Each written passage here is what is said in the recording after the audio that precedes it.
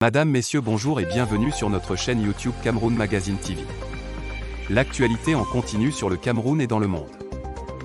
Vous êtes maintenant plusieurs milliers d'abonnés à travers le monde qui nous suivent au quotidien et partagent nos vidéos.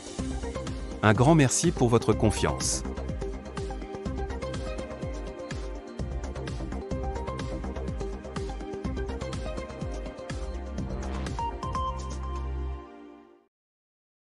Abonnez-vous et cliquez aussi sur la petite cloche de notification pour ne rien rater de nos prochaines vidéos. N'oubliez pas de partager aussi la vidéo et de la liker. Le président Faustin Archange Touadéra revient d'un voyage à l'étranger le lundi 21 février 2022. Son avion doit atterrir à l'aéroport de Bangui à 17 h. Mais à 16 h 45, 4 militaires français lourdement armés traînaient dans la zone présidentielle de l'aéroport. Les 4 militaires ont du mal à justifier leur présence à l'aéroport devant les forces de sécurité du chef de l'État. Ils répondent qu'ils sont venus escorter un général français. Mais l'avion de ce général a décollé à 15 h. Toujours dans la ville, des éléments du contingent de la MINUSCA s'approchaient de manière inquiétante de la résidence du chef de l'État. Ils sont arrêtés, mais maintenant la République centrafricaine fait face à une pression intense de Paris pour libérer les hommes. Paris veut juger par lui-même. Pour comprendre l'attitude des autorités françaises, Afrique Média a organisé un panel de spécialistes le samedi 14 mai 2022.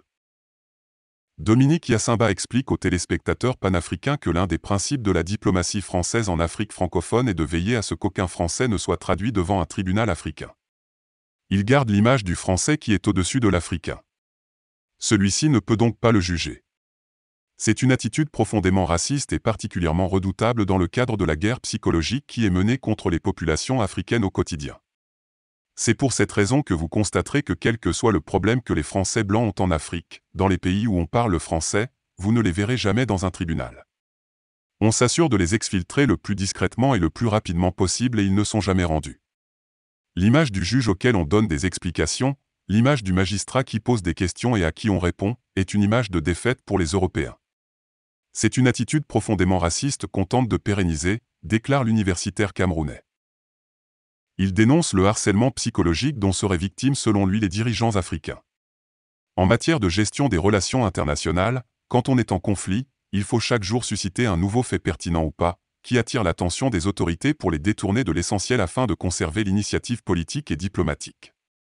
Vous allez voir que face au Bitcoin que la RCA a officialisé, on a instrumentalisé la BEAC et tout de suite, la question des mercenaires est posée. Pour ne pas que l'État centrafricain ait le temps de travailler et se concentrer sur les questions essentielles. Mais ceux qui dirigent la Centrafrique sont des gens brillants.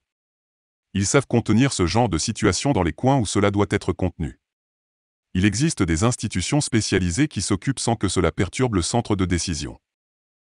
Il poursuit en disant que c'est aussi la preuve que la France garde sa main en République centrafricaine. Et que les Russes n'ont pas pleinement pris leur place.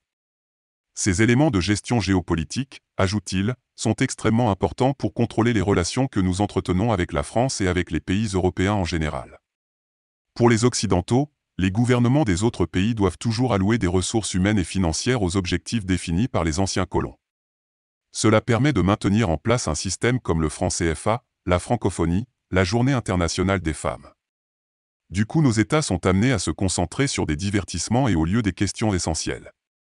Il faut construire des routes, des hôpitaux et des écoles, ouvrir des mines, lancer des usines, etc. C'est cela qui est important pour les Centrafricains.